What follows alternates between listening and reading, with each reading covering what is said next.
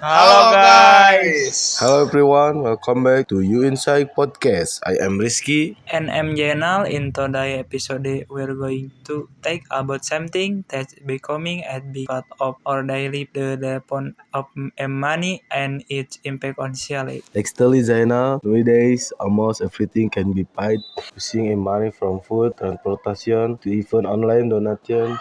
And today we are joined by three amazing students, Alkesia, Halo Kak Rizky and Kak Zainal. Anissa, Hello, thanks for having us and today. Mutiara. Hi everyone. Before we start, my ask, what grade are you all in right now?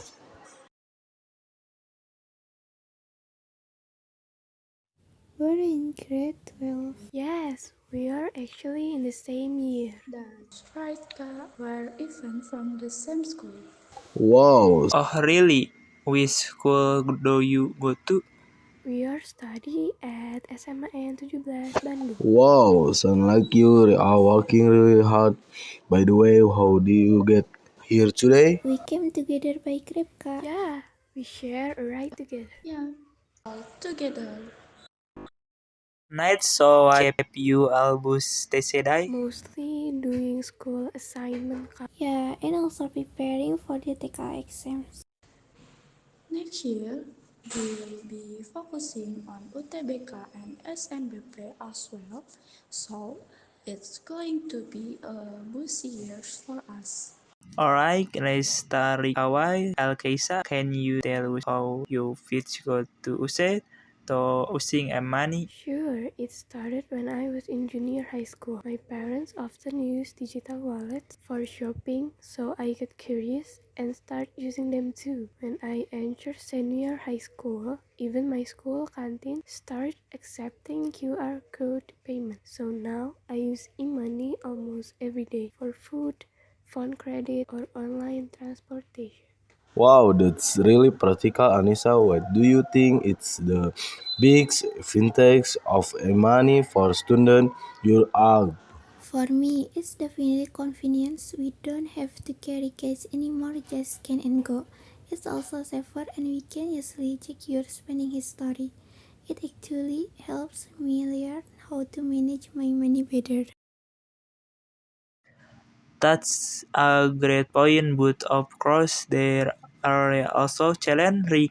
Mutiara, what social impact do you see from the risk of money? Yes, there are both positive and negative sides. On the positive transaction big faster and easier. It also helps small businesses like local vendors who can now accept digital payment. But on the other hand, it can make young people more conservative. Since digital payment feel effortless, people tend to spend more without realizing it. And there's also inequality. Some people still don't have internet access or digital literacy. That's so true. So, money can be both beneficial and risky depending on how we use it. Now, what do you think we should make money more thoughtful and powerful? Let's start with you, Alkesia. I think financial literacy is the key. Students should learn how to control their spending, maybe set daily or monthly limits so they don't overspend. I agree. Schools should also provide education about digital finance so students can use e-money wisely, not just follow trends. And don't forget self-control. Sometimes we get tempted by discount or cashback, but we should always prioritize our real needs first. Technology should help us, not control us.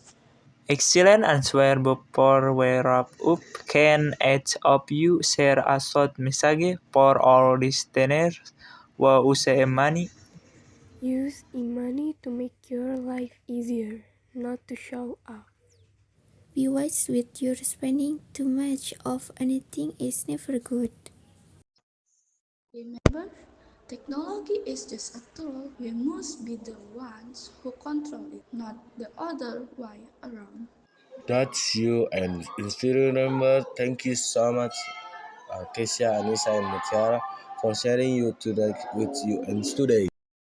Yes, thank you. We hope today this question help everyone understand the importance of being smart and responsible when using money.